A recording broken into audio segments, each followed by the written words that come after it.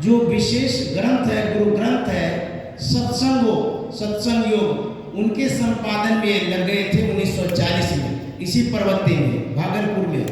और उन्होंने 1940 में जो संपादन का कार्य किया वह अनवरत चलते रहा। जब तक जीवन रहा उन्होंने साहित्य की सेवा की, सदगुरु की सेवा की। ऐसे महान पुरुषों की जयंती हम लोग मनाने जा रहे हैं। आदरणीय नवीन बाबा अब आगे प्रस्तुत करेंगे अपने वक्तव्य को। श्री सदगुरु महाराज की जय।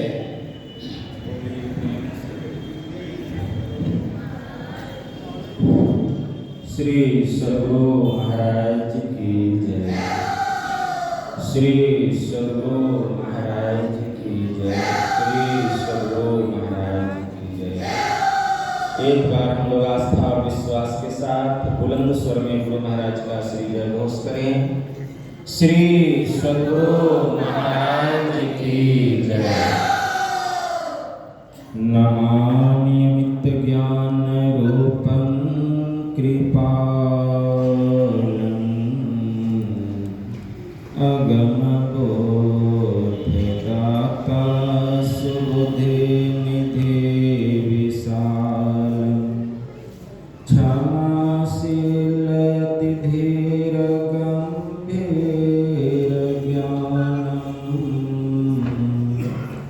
धरणशील बृहधीर समधीर ध्यानम् जगत त्राणकारी अघारी उदारम्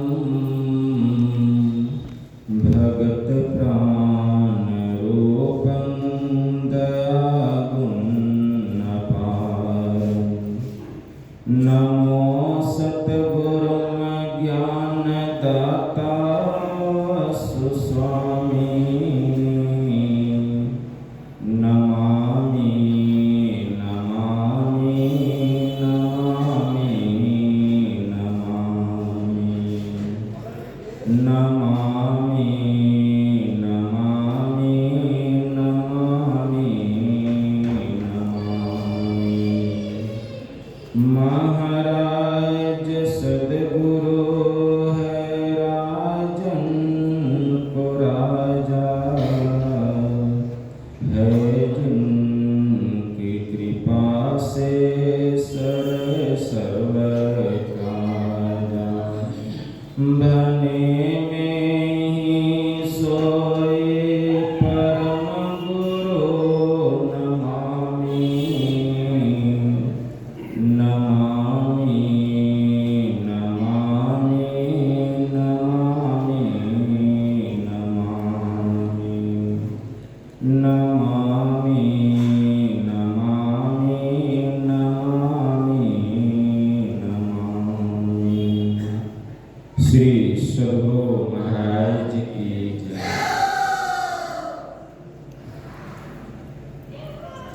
अव्यक्त रूप में प्रातः स्मरणीय अनंत श्री परम विभूषित परमाराध्य संत सदगुरु के पावन कमल चरणों में बारंबार नमन। सदगुरु महर्षि संत सेवी परमहंस जी महाराज के पावन कमल चरणों में बारंबार नमन। तीर्थों को भी पावन करने वाले मंचासीन वंदनीय साधु समाज के श्री चरणों में कोटि सह नमन। आदरणीय सत्संग प्रेमी गुरुजनों, भक्तिमती माताओं एवं धर्मशिला, आप लोगों को सर्वविदित हो चुका है कि यह संतमत सत्संग का आयोजन हमारे भागलपुर नगर निगम के देवी बाबू धर्मशाला में 20वीं सदी के महान संत महर्षि नहीं परमहंस जी महाराज के प्रधान शिष्य सदगुरु महर्षि संत सेवी परमहंस जी महाराज की 104वीं पावन जयंती मनाने के उपलक्ष्य में बड़े ही हर्षोल्लास के साथ इस स्थान पर यह संतमत सत्संग का आयोजन किया गया है। इस संतमत सत्संग के द्वारा ज्ञान योग युक्त एकमात्र ईश्वर भक्ति का संदेश दिया जाता है। प्रत्येक प्राणी मात्र को बोध कराया जाता है कि ज्ञान क्या है, योग क्या है, भक्ति क्या है, जीव क्या है, माया क्या है, ब्रह्म क्या है। इन सभी रहस्यमय बातों का ज्ञान सत्संग के माध्यम से यह जो जीव अबोध बना हुआ है, सत्संग श्रवण करते करते एक दिन वह सुबोध और परम ज्ञानी हो जाता है। अभी इस स्तुति, संत स्तुति और गुरु वंदना से पाठ का शुभारंभ हुआ। हम लोगों ने अति ही मनोयोग पूर्वक भक्ति युक्त ढंग से पाठ का श्रवण किया। तत्पश्चात परमराध्य के द्वारा स्वलिखित सदग्रंथ सत्संग योग 4 भागों से हम लोगों ने भाग 1, 2 और 4 का भी श्रवण किया। पाठ के क्रम में हम लोग सत्संग की महिमा के संबंध में श्रवण कर रहे थे।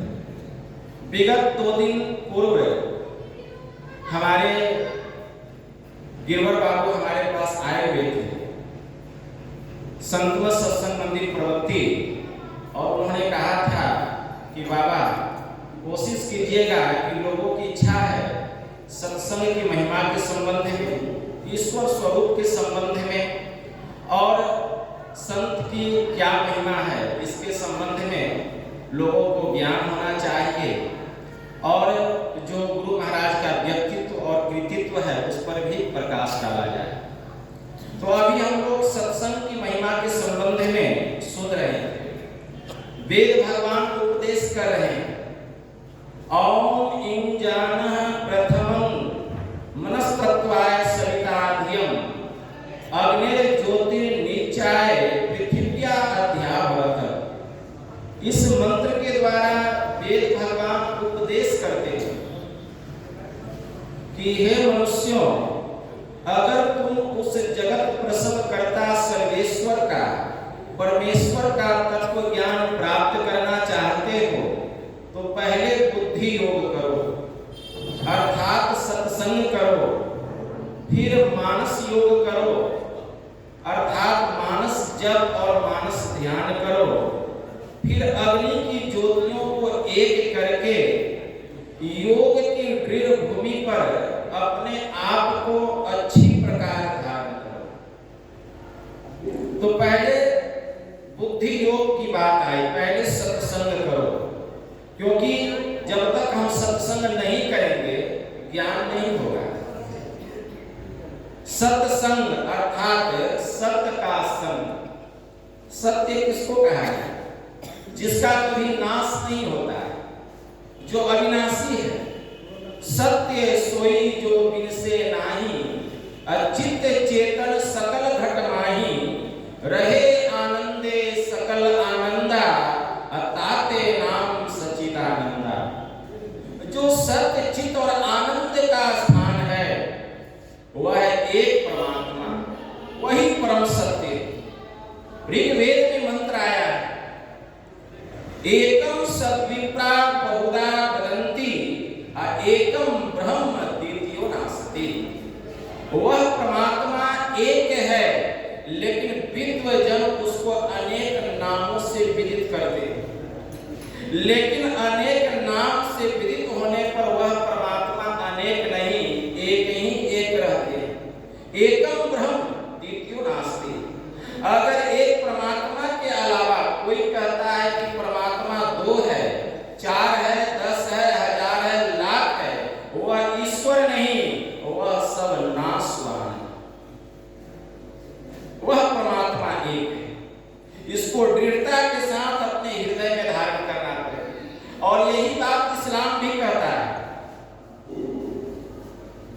इस्लाम धर्म का पवित्र एक पाक पुस्तक कुरान शरीफ है, उसमें भी आया है कलीमे तैयब में, वह अल्लाह एक है, उसके अलावा कोई दूसरा माबूद ही नहीं है जो पूजने के योग्य है।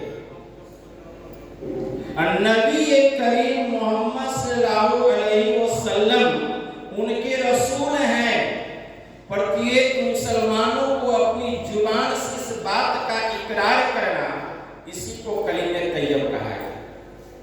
संत क्राइस्ट ने कहा गॉड इज वन, अर्थात वह परमेश्वर एक है। तो सत्य वही एक परमात्मा है।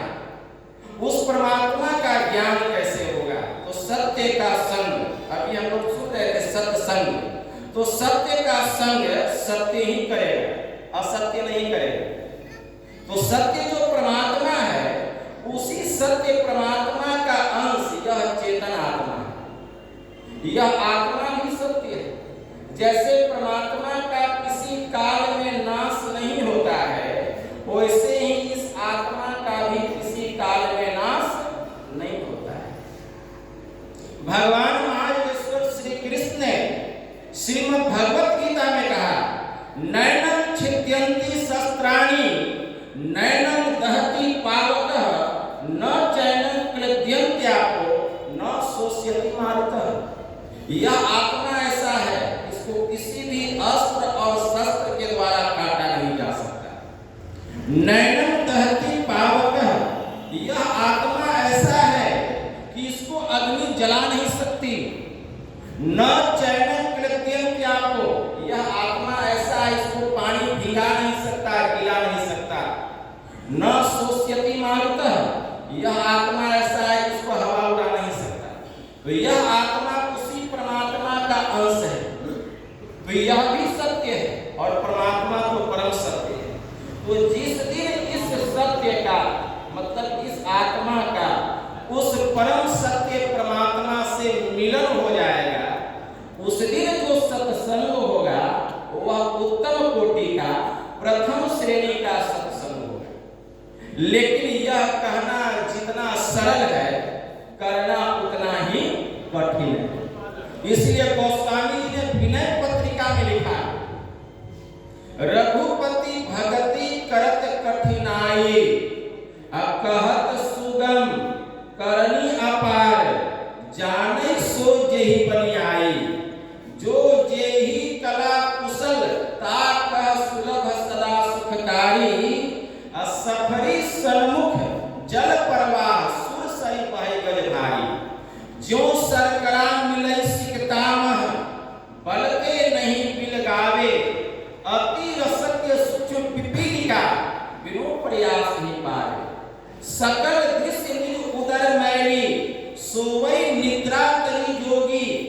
सोई हरिपद अनुभवै परम सुख, अतिशय द्वैत वियोगी। शोक मोह भय हरस दिवस निशि, देश काल कह नाही। तुलसीदास यही दशाहीन, संशय निर्मूल न जाए। गोस्वामी जी ने विनय पत्रिका में लिखा कि परमात्मा की भक्ति करना बड़ा कठिन काम है। रघुपति भक्ति करते कठिन है, कहत सुगम, करने में बड़ा सहज है, सरल है। लेकिन करनी अपार, करके देखिए कितना कठिन काम है। मानस जप करने लगते हैं, मन गप करने लगता है। बैठते हैं ध्यान करने के लिए, मन Delhi, Bombay, Japan, Norway, Sweden, रूस, चाइना घूम रहा है। संत पलटू साहब ने कहा, मन नहीं पकड़ा जाए बहादुर जवान है, करत रहे खुरखंद बड़ा शैतान है। ऐसा यार हरि को बसे इस हलक में, अरे हारे पलटू उड़ता कोस हजार पंख बिनु पलक। इसीलिए रघुपति भगति करत कठिनाई, कहत सुगम करनी अपार, जाने सो जेहि बनि जाए। लेकिन गोस्वामी जी लिखते हैं, जो गुरु से युक्ति जान करके करते हैं, मनोयोग पूर्वक करते हैं, मन लगा करके करते हैं, संलग्न होकर के करते हैं, तो करते करते एक दिन उनकी बन जाती है। संत कबीर साहब ने कहा, झूठमुठ खेले सचमुच होए, सचमुच खेले बिरला कोए। जो कोई खेले वंचित लाए, तो होते होते होइए जाए। तो जाने सो जेहि बनि जाए।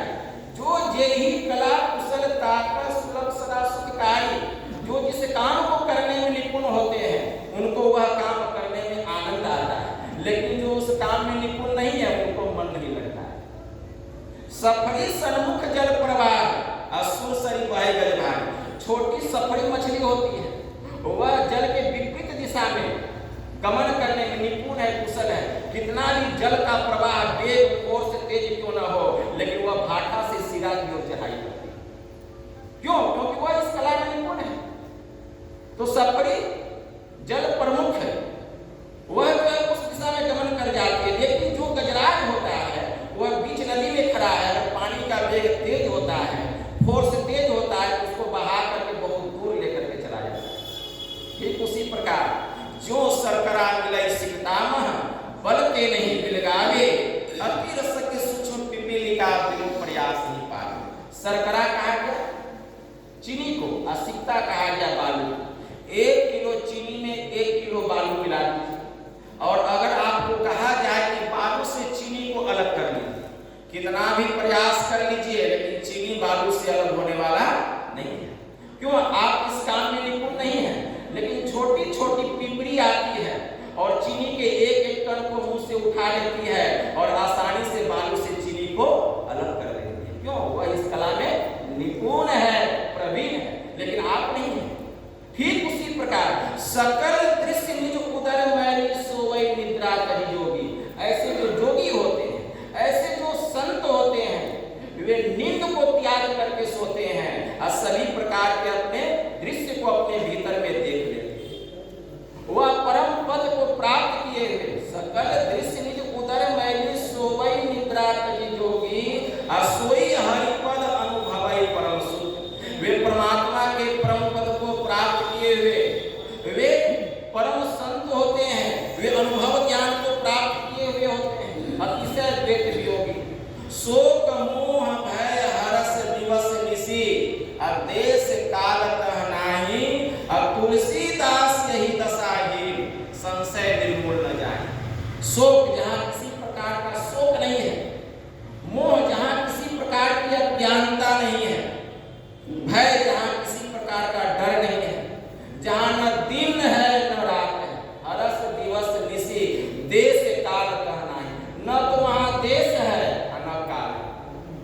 तुलसीदास यही दशा ही संशय निर्मूल न जाए। जो उस दशा को प्राप्त कर लेते हैं, जो उस अवस्था को प्राप्त कर लेते हैं, उनके जितने संशय सबका निर्मूल हो जाता है।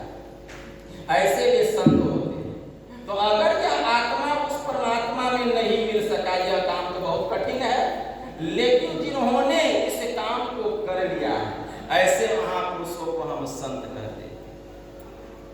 जिन्होंने इस दशा को प्राप्त कर लिया है, इस अवस्था को प्राप्त कर लिया है, ऐसे महापुरुषों का अगर दर्शन हो जाए केवल, यह द्वितीय श्रेणी का शिक्षण, केवल दर्शन हो जाए। लेकिन ऐसे संत मिलते कहाँ हैं? अगर मिलते भी हैं तो हम उनको पहचान नहीं पाते। मिलते भी हैं तो पहचान नहीं पाते। गुरु महाराज पूछने की कृपा की है, बताइए सच्चे संत की पहचान क्या है? तो सब लोग ने अपनी अपनी बात कही। किसी ने कहा भिद्यते हृदय ग्रंथि छिद्यन्ते सर्व संशया, क्षीयन्ते चास्य कर्माणि तस्मिन् दृष्टि परावरे।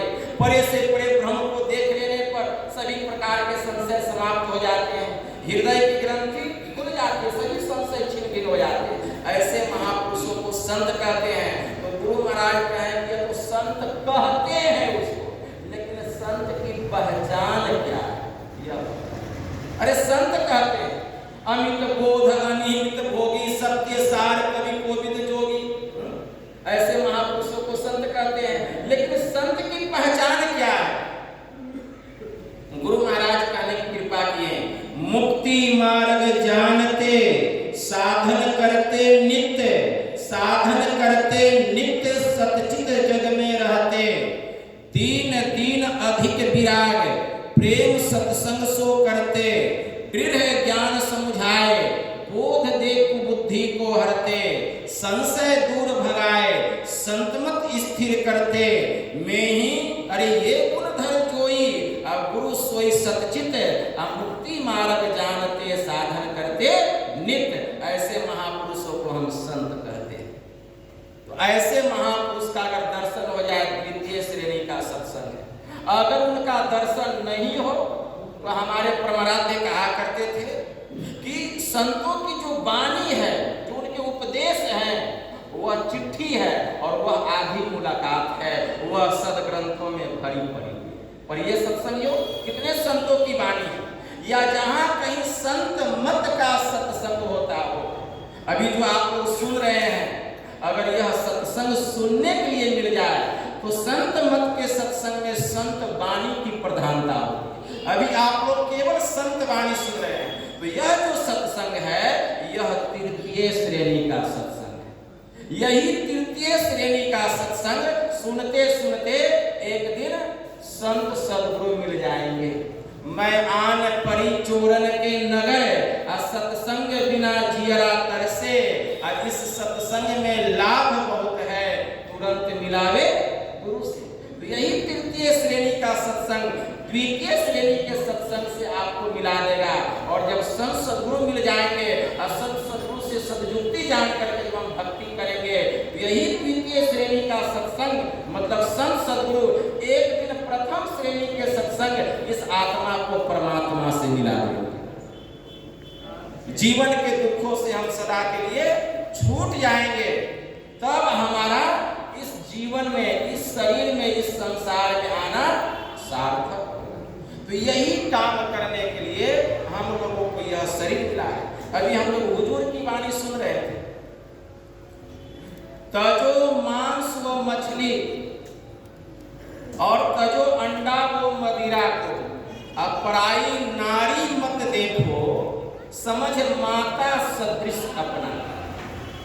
तो मांस मछली के संबंध में हमारे प्रवराध्य की कहने की कृपा की कि मांस मछलिया भोजन त्यागो, सतगुण खान पान में पागो, खान पान को प्रथम संहारो, तब रस रस सब अवगुण। तो पहले भोजन का ही संभाल करना पड़ेगा। धर्मराज युधिष्ठिर थे, उनको दो चीज का बहुत अभिमान था। एक था अभिमान धन का और दूसरा अभिमान उनको धर्म का था। अभी सुने ना, पराई नारी मत देखो, माता सदृश समझ अपना। तो धर्मराज युधिष्ठिर को धन का और धर्म का दो चीज का बड़ा अभिमान था। एक दिन धर्मराज युधिष्ठिर के दरबार से एक सोने की थाली चोरी हो गई, क्योंकि वे नित्य प्रतिदिन सोने की थाली में ब्राह्मणों को भोजन कराते थे। तो एक दिन एक ब्राह्मण एक थाली लेकर के गया और अपनी पत्नी को दिखलाया कि देखो यह सोने की थाली है, तुमने कभी देखा नहीं है। तो उसकी पत्नी का यह थाली मुझे बहुत पसंद है, वह रख लेती है। जब दूसरे दिन भोजन होने लगा तो एक सोने की थाली घट गई। जब सोने की थाली घट गई तो धर्मराज युधिष्ठिर सोचने लगे कि धर्म के दरबार की चोरी कैसे हो गई। सभी से पूछा गया लेकिन पता नहीं चला। यह बात भगवान महायोगेश्वर श्री कृष्ण के पास गई। तो भगवान महायोगेश्वर श्री कृष्ण ने कहा कि देखो राजन, इसका उत्तर तुम्हारे जो पूर्वज है राजा बलि वही देंगे। तो उनके पास चलना पड़ेगा। वे कहाँ है? तो स्वर्ग में है। भगवान महायोगेश्वर श्री कृष्ण राजा धर्मराज युधिष्ठिर को शरीर स्वर्ग लेकर के गए।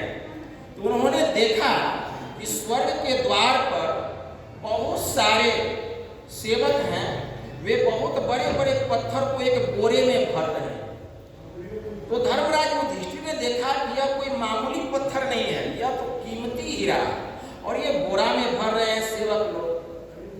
तो पूछते हैं कि भाई ये कीमती पत्थर हीरे कहाँ लेकर के जा रहे हैं? तो सेवकों ने कहा आपको पता नहीं है, यहाँ के राजा बलि हैं और ये सब पत्थर को हम लोग लेकर के जाएंगे और आग की भट्टी में जलाएंगे और इससे चूना बनाया जाएगा और इसी चूने से राजा बलि अपने राजमहल की पुताई करवाएंगे। अब तो सुन करके धर्मराज युधिष्ठिर सोच में पड़ गए, इतना कीमती हीरा को जला करके चूना बनाया जाएगा, उससे अपने राजमहल की पुताई करवाएंगे। तो धन का जो मद था उनके पास में वहीं पर गल गया, वहीं पर धन का अहंकार समाप्त हो गया।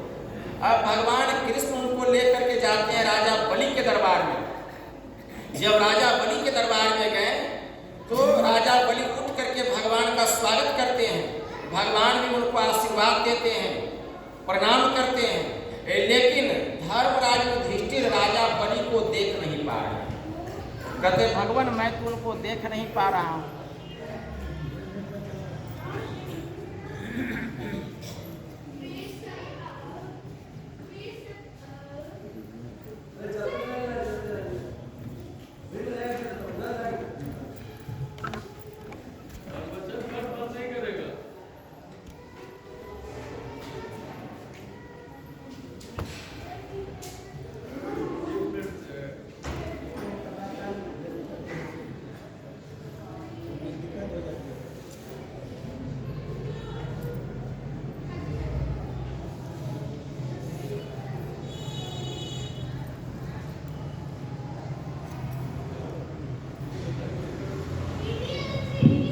श्री सद्गुरु महाराज जी की जय। तो धर्मराज युधिष्ठिर कहते हैं कि भगवान मैं तो अपने पूर्वज को देख नहीं पा रहा हूँ, आप किनसे बात कर रहे हैं? तो भगवान महायोगेश्वर श्री कृष्ण कहते राजन ये तुम्हारे पूर्वज हैं राजा बलि। तो राजा बलि कहते हैं कि देखिए अगर आप हमको देखना चाहते हैं तो मैं आपसे एक प्रश्न करूंगा, अगर उसका आप सही जवाब दे देंगे तो आप मुझे देख लेंगे। तो भगवान कृष्ण कहते हैं धर्मराज युधिष्ठिर सही जवाब देना तभी तुम अपने पूर्वज को देख पाओगे। कहे कि हाँ प्रभु। तो राजा बलि कहते हैं कि बताओ धर्मराज तुम तो धर्मराज कहलाते हो, धर्मात्मा कहलाते हो। जब तुम्हारी माँ कुंती जब 16 श्रृंगार करके जब तुम्हारे पास आती है सज करके संवर करके, तब तुम्हारे मन पर क्या प्रभाव पड़ता है? जैसे धर्मराज ने सुना उनकी नजर झुक गई और सत्य कहना था। कहते हैं कि महाराज जब मेरी माँ कुंती सज कर संवर कर 16 श्रृंगार से युक्त होकर मेरे पास आती है तो मेरे मन में विकार आ जाता है, जबकि माता है। इसलिए संत कबीर साहब ने कहा सर्व सोने की सुंदरी आवे बास सुबास, जो जन्नी हुए आपनी तो न बैठे पास। अगर कोई स्वर्ग की अप्सरा के समान आपकी माँ को नहीं हो और वह अगर आपके पास में बैठी हुई हो, उसके अंग प्रत्यंग से अगर सुगंध निकल रही हो तो उसके समीप नहीं बैठना चाहिए। अगर वह अपनी माँ भी हो तो नहीं बैठना चाहिए। जो या घाटी लंघही असोजन उबरे पार, या घाटी के आखरे ताको वार न पार। नारी पुरुष की स्त्री और पुरुष नारी का पुत्र, यही ज्ञान विचारी के छोरी चले अवधूत। संतों ने देखा कि एक नारी की किसी पुरुष की स्त्री है, एक नारी है, और वही नारी किसी पुरुष की माँ भी है। तो संतों ने विचार किया यही माँ भी है और यही मेरी पत्नी भी है किसी न किसी जन्म में। ऐसा मन में ज्ञान हुआ, कितने लोग वैरागी हो गए और प्रभु के ध्यान में लग गए। यही थोड़ा सा आप लोगों की सेवा में कहा, बस इतना ही कहकर मैं अपनी वाणी में ही विराम देता हूँ। बोलिए प्रेम से श्री सद्गुरु महाराज की बहुत बहुत धन्यवाद है। बड़े अच्छे ढंग से नवीन बाबा ने प्रस्तुत किया। मैं एक पद को आप लोगों के सामने प्रस्तुत कर रहा हूँ। गुरु की जय भवनिधि पार स्वामी हो दयालु जी। गुरु की जय भवनिधि पार।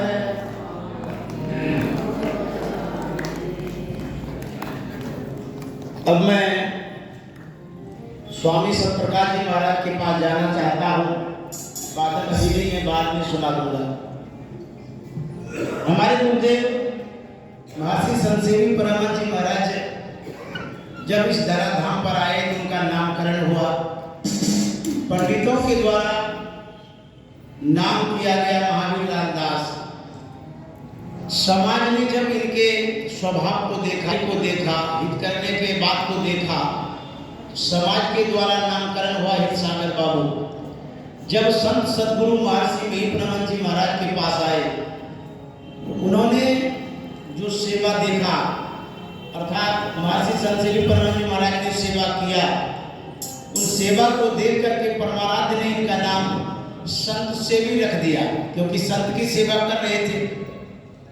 उसके बाद हमारे गुरुदेव जब 1997 में ऋषिकेश गए थे, वहाँ के ऋषि मंडलेश्वर ने, महात्माओं ने इनको महर्षि शब्द से विभूषित किया था। इस तरह से इनका नामकरण हुआ। अब आगे 2 लाइन जो गा रहे थे उसको पूरा करते। गुरु की जय भवनिधि पार स्वामी हो दयाल जी, गुरु की जय भवनिधि पार स्वामी हो दयाल जी, गुरु की जय।